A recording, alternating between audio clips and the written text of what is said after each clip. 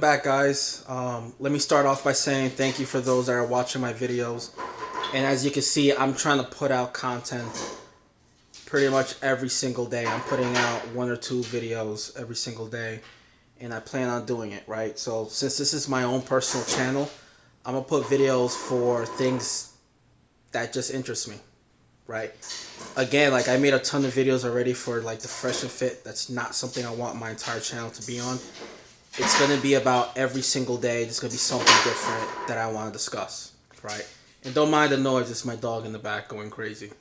But I want to touch on this Nerlens Noel situation, the center for the Knicks. So a few years back, he turned down a contract worth $78 million with the Dallas Mavericks, right? He turned it down. He was thinking about it at some point and whether he was going to take it or not. He ends up talking to Rich Paul, who ends up being who is the agent for LeBron James. I guess they met up at some kind of party in LA, and he told him, "Don't sign that contract. Go find you'll sign a qualifying offer, which I think is like less than $5 million, and then that next year you go for the big bucks because you're worth more than $78 million or whatever it was. I think it was $78 million." And for those that already know his whole career, he gets injured a lot. So he was injured before the Mavericks offered him the contract. He ends up getting injured after he signed the qualifying offer for about $5 million. So he lost his chance, and he took the advice of Rich Paul, who's an agent, who ends up being his agent later on and representing him. So my quick thoughts on that. And by the way, he never ever recovered that money. So he just signed a contract with the Knicks. I think it was 3 years, $32 million contract, and I believe the last year isn't guaranteed. So at some point he was going to make $18 million, give or take, with the Dallas Mavericks if he took that contract.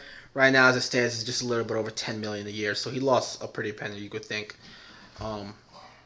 But my quick thoughts on this is Rich Paul is an agent. He works for you, right? Noel hired him. You take his advice if you want to take his advice. But if you tell him, "Hey, Rich, sign the contract. Let's go through it.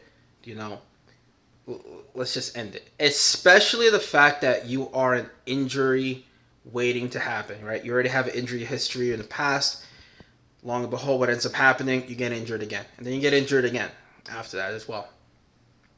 You're never going to recover that $78 million contract. It's never going to happen. You lost money, right? As an agent, they report to you. If you tell Rich Paul, sign that damn contract, he's going to have to follow through with what your wishes are.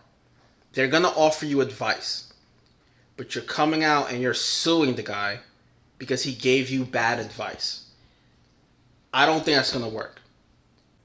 Because if that was the case, and you know it wasn't going to work, suing him just based on that. So you had to find something else. And I think that something else is him doing his own investigation, finding out that there were multiple teams that were trying to reach out to Noel and wanted to, talk numbers with him, but they couldn't get in contact with Rich Paul.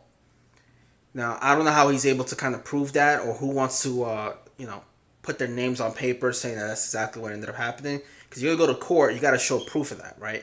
Because if you're going to push for incompetence, that makes a little bit more sense to me. But again, he reports to you. You should have took that $78 million contract when you had an opportunity. But let's just ignore that part of it. That's a done deal. You'll never get that. So his argument is, well, there were other teams that were trying to reach out to me and talk to me to try to sign me, but they couldn't get in contact with Rich Paul. So Noel is saying Rich Paul is only concerned with the high level clients, right? The number one, the LeBron James and the higher ups and whoever else he is responsible to in representing.